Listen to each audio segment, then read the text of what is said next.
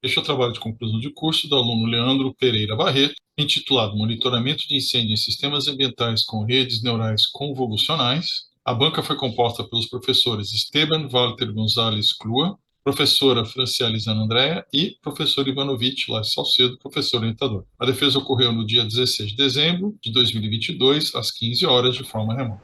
Olá, boa tarde a todos. Meu nome é Leandro Bernardo e eu vou falar sobre o monitoramento de incêndios em sistemas ambientais utilizando redes neurais convolucionais. Primeiramente, eu gostaria de agradecer à banca, professor Estevam e professora Franciele, por aceitarem o convite e tal, e também agradecer ao professor Ivan por ter me orientado e me ajudado ao longo desse processo todo. Temos aqui o sumário de como vai ser a apresentação. Então, eu vou ter a introdução, que eu vou falar brevemente sobre a problemática. Em seguida, eu vou falar de uma forma bastante resumida sobre as redes neurais. Depois, eu vou falar sobre a metodologia utilizada nesse trabalho. E, por fim, resultados e conclusão. Sendo o fogo um dos principais causadores de danos à floresta ao redor do mundo, então é bastante necessário a gente prevenir que ele sequer comece. Por exemplo, só na Amazônia, da década passada até os dias de hoje, tivemos um aumento de 75% de focos de incêndio só na Amazônia. Uma das formas mais utilizadas para prevenir fogo são a utilização de sensores em ambientes internos. Contudo, sensores não são tão eficientes assim em ambientes externos, por conta de vários problemas. Distância, vento, vários problemas. Portanto, a proposta desse trabalho é utilizar uma rede neural convolucional para suprir esse déficit que os sensores têm. Mas o que exatamente é uma rede neural? Como o nome sugere, ela é baseada no nosso sistema nervoso. Então, temos aqui esse neurônio. Esse neurônio ele vai ser definido pelas informações que ele recebe dos neurônios anteriores. Esse neurônio ele vai avaliar as informações e, em seguida, ele vai tomar a decisão de repassar essas informações que ele avaliou para os neurônios da frente ou não. Como que esse conceito biológico consegue ser aplicado no computador, no machine learning? Por exemplo, temos aqui essa rede neural. Ela é definida por 3 neurônios nessa primeira camada, que é chamada de input layer, onde a gente entrega os dados.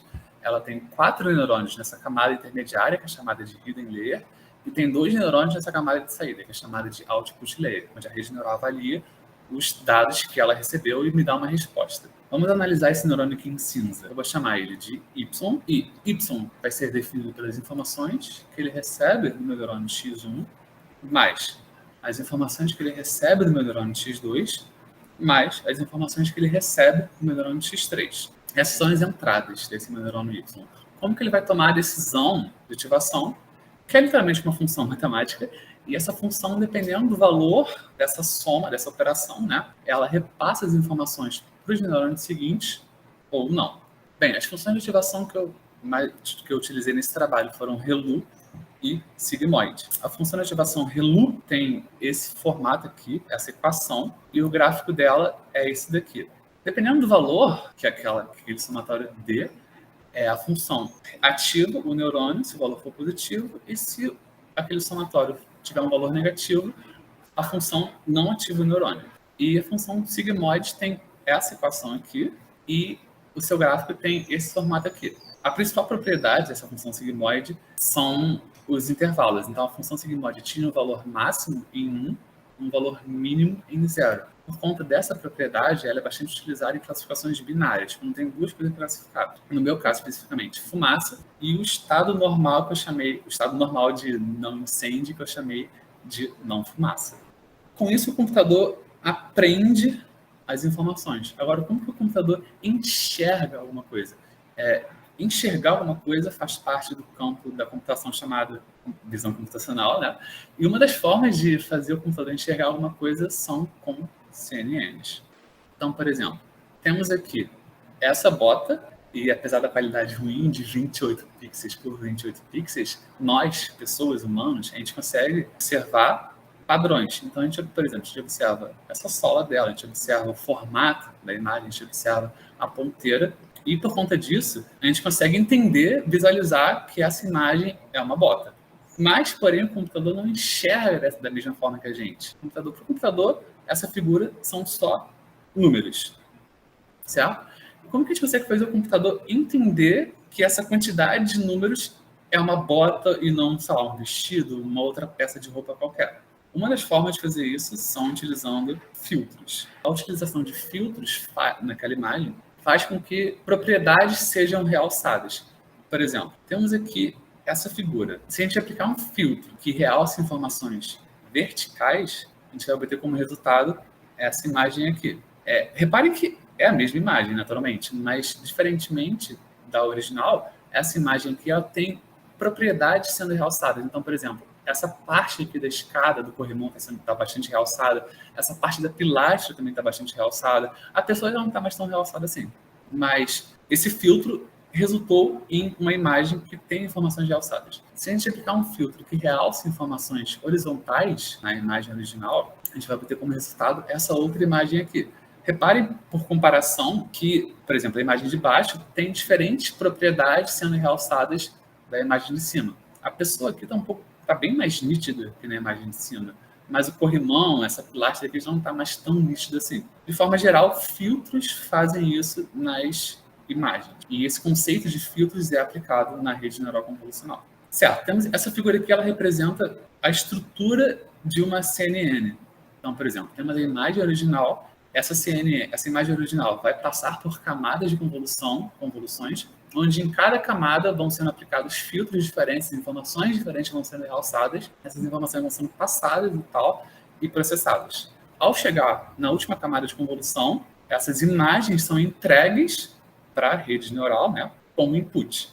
Então, temos aqui input layer. Esses dados das imagens são processados pela hidden layer e, no final, a gente tem uma resposta na output layer. Então, por exemplo, da imagem original que a gente tinha antes, o computador entendeu que temos 20% de chance daquela imagem ser o Pato Donald, temos 10% de chance daquela imagem ser o Pateta, e temos 70% de chance daquela imagem original ser o Piu-Piu. Como a gente consegue ver, realmente é o Piu-Piu.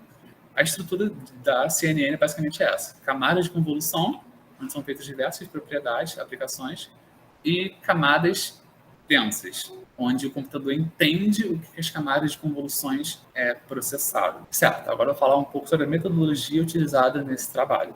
Ele foi dividido em 4 etapas. Primeira etapa, segunda, validação e teste. Na primeira etapa, era uma etapa de desenvolvimento, foram criados 8 modelos. A numeração deles é uma numeração cronológica, onde por exemplo, o modelo 1 foi criado muito antes do modelo 8. Esses modelos criados e testados foram treinados com 224 imagens, e os modelos que tiveram os melhores desempenhos nessa primeira etapa passaram para a segunda etapa. Na segunda etapa, os modelos também foram treinados, mas com um banco de dados maior, 664 imagens. Foram feitas algumas mudanças ao longo dessa segunda etapa, nas épocas. Em seguida, foi feita a etapa de validação. Apesar do nome ser um pouquinho contra-intuitivo, essa etapa de validação ela não é para testar o desempenho do modelo. Era mais uma etapa de determinar melhores valores para os modelos, que eu vou falar um pouquinho melhor mais para frente. E a última etapa é a etapa de teste, onde realmente agora os modelos são testados e são verificados a quantidade de acertos e falsos positivos e falsos negativos. Temos aqui os hiperparâmetros. Hiperparâmetros são os números que definem a minha rede neural. Então, temos os hiperparâmetros das camadas de convoluções. Temos 10 modelos, onde cada modelo teve seus hiperparâmetros definidos e testados e mudados nas camadas de convolução. E a função de ativação nessa camada foi ReLU. Nas camadas densas e na hidden layer, temos outros hiperparâmetros. Então, alguns modelos têm 512 neurônios, outros têm 256 neurônios. A função de ativação para todas as camadas foi ReLU.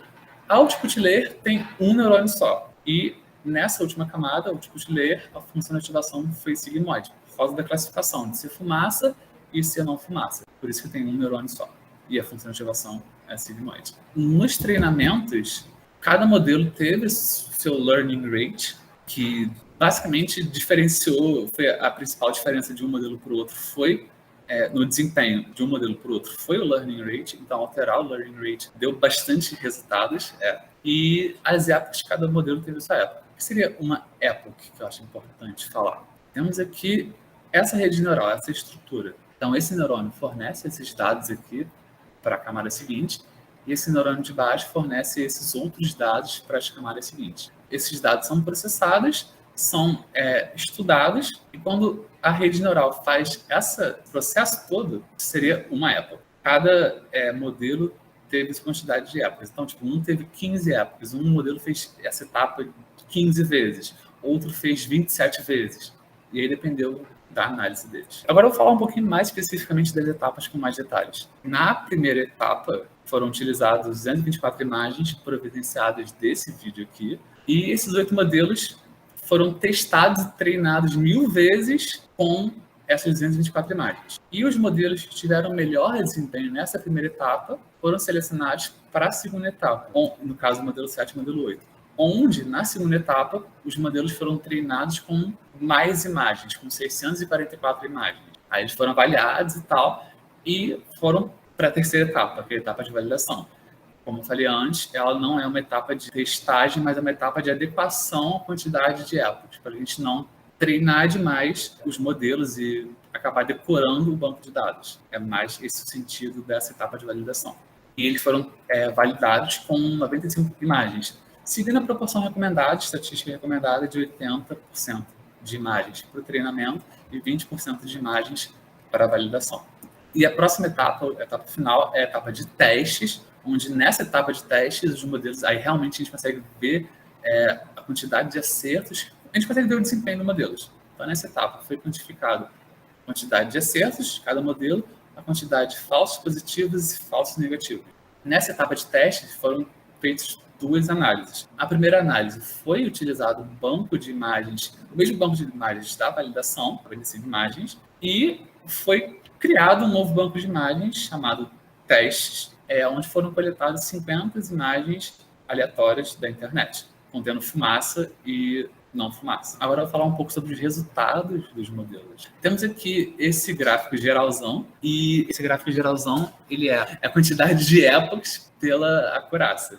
Esse valor de acurácia seria a média de acurácia em cada época ao longo dos 1000 treinamentos. Então, por exemplo, os modelos foram treinados 1000 vezes, foi feita a média, e, por exemplo, o modelo 8 teve esse resultado aqui. Eu chamo essa relação de aprendizado, que é epochs por acurácia. Então, o modelo 8 teve esse aprendizado aqui, o modelo 7 teve esse aprendizado aqui, e assim vai. Eu não vou falar sobre todos os modelos, por uma questão de tempo, mas eu vou fazer um aparato mais geral. Por exemplo, os 4 primeiros modelos tiveram um desempenho até bastante parecido e consideravelmente abaixo do esperado, tendo terminado essa primeira etapa com 58% na época final. Bem, a gente consegue ver que essa curva, ela, a partir de certo ponto, ela passa a ser um ponto de...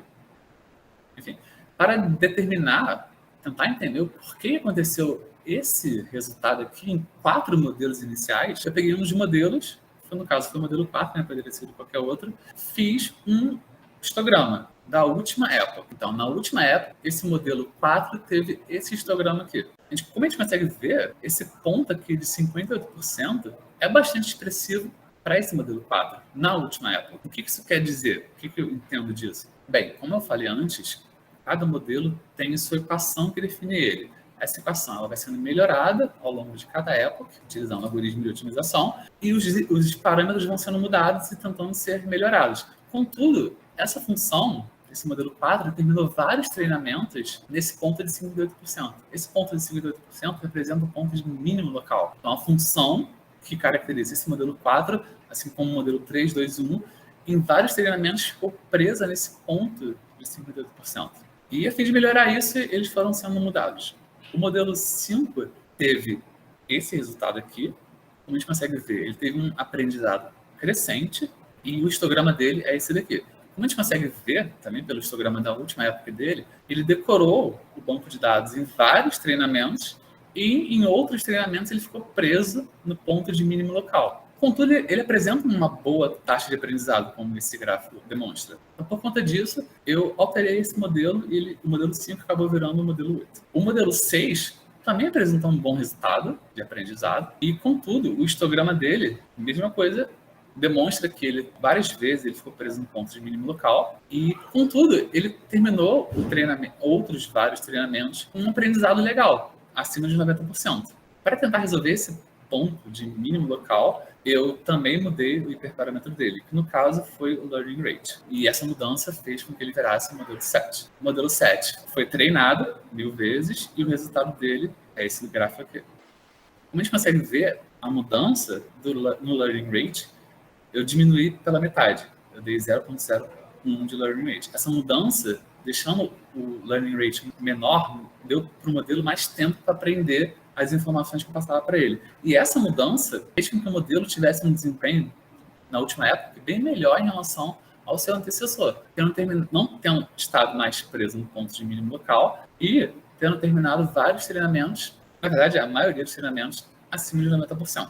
O modelo 8, que veio do modelo 5, também teve o seu learning rate mudado, eu também dei mais tempo para ele aprender, e esse é o resultado dele. Como a gente consegue ver aqui, ele também tem um bom aprendizado. E o histograma dele é esse daqui. O histograma dele, a gente tem vários, de mais de 700 pontos em 100% de acurácia. Quer dizer que esse modelo 8 ele decorou em mais de 700 treinamentos no meu banco de dados. Contudo, isso não tem a ver com o modelo em si, mas tem a ver com a quantidade de épocas que ele tem. A gente consegue ver que, tipo, a partir de certo ponto, não tem tanto crescimento assim, mas mesmo assim continua treinando. Ele continua treinando e treinando e treinando. E esse excesso de épocas faz com que o modelo acabe decorando o banco de dados. Então, por conta disso, esse modelo 8 teve sua quantidade de épocas reduzida para 10. Então, os dois modelos selecionados para a segunda etapa foram 7 e 8. O modelo 7, nessa segunda etapa, com 644 imagens no treinamento, teve esse desempenho aqui. Como a gente consegue ver, em comparação à etapa anterior, com 224 imagens, ele teve uma queda no desempenho de aproximadamente 9%. E o modelo 8 teve esse resultado, e em comparação com a etapa anterior, ele também teve uma queda no desempenho de aproximadamente 10%. Por conta dessa queda de desempenho, a quantidade de épocas dos dois modelos foi aumentada quando eles passaram para a etapa seguinte, que era a etapa de validação. A etapa de validação do modelo 7, que teve essa quantidade de épocas aumentada para 27, foi esse daqui. Esse é o resultado. Em comparação, validação com o treinamento, a gente consegue ver que os dois gráficos convergem para um ponto mais adequado, né? Eles convergem para o mesmo ponto. Então, quer dizer que realmente a validação, a quantidade de épocas desse modelo 7 está adequada. E o modelo 8 teve esse resultado, que acabou sendo renomeado para o modelo 10. Ele teve esse resultado na etapa de validação, e assim como o modelo anterior, validação e treinamento também convergem para um ponto ideal, um mesmo ponto comum. E por conta disso, eles também passaram para a próxima etapa, os dois modelos. A etapa de testes é feita utilizando a contagem de acertos, falsos positivos e falsos negativos. Com o primeiro teste foi utilizado o diretório de validação, e o modelo 9 teve 91 acertos, 0 falsos positivos e 4 falsos negativos. E o modelo 10 teve 92 acertos, 0 falsos positivos e 3 falsos negativos. Contudo, no próximo teste que foi utilizado imagens aleatórias da internet, o modelo 9 teve, das 50 imagens, o modelo 9 classificou corretamente 17, ele classificou como falso positivo 8 e falso negativo 25. E o modelo 10 classificou corretamente 16 imagens, 9 falsos positivos e 25 falsos negativos. É esse momento que gera uma certa indignação, porque como que com um treinamento, um exame, né, uma análise, ele teve 90 e poucos % de acerto e na outra ele teve 30 e poucos %. E fiquei um pouco indignado na hora, mas essa diferença de resultados de uma análise para outra está muito relacionada com um dos principais problemas da rede neural, que é banco de dados. As imagens do banco de dados desse diretório, dessa pasta validação, são muito parecidas com o banco de dados do treinamento. E essas imagens do teste, elas são completamente aleatórias. Então, o que o modelo aprendeu com as imagens do treinamento, ele não necessariamente aprendeu com as imagens aleatórias que eu peguei na internet. Ele não conseguiu classificar corretamente elas. Por conta disso, a conclusão é o seguinte: os modelos, eles servem para fazer um monitoramento ambiental de incêndio se for em um cenário específico. Então, por exemplo, se eu tenho um local que eu gostaria de monitorar, prevenir incêndio, eu tenho imagens daquele local e Portanto, que o local não seja alterado, eu consigo monitorar aquele ambiente. É a primeira conclusão. A segunda conclusão é, se eu oferecer para o modelo mais imagens, se eu aumentar o meu banco de dados, por exemplo, o meu banco de dados maior tinha 644 imagens. O maior banco de dados do mundo, que é o ImageNet, tem 64 milhões. Tem uma pequena diferença de um banco de dados para o outro. E a ideia é, quanto mais imagens eu cedo para o modelo treinar, menos específico localmente ele vai ficando. Ele consegue aprender características que ele não conseguia antes. Então, as conclusões são essas. Eu posso monitorar incêndio em um local, caso ele não seja alterado de maneira alguma, ou eu consigo ampliar o meu cenário, caso eu amplie o meu banco de dados. E é isso. Obrigado.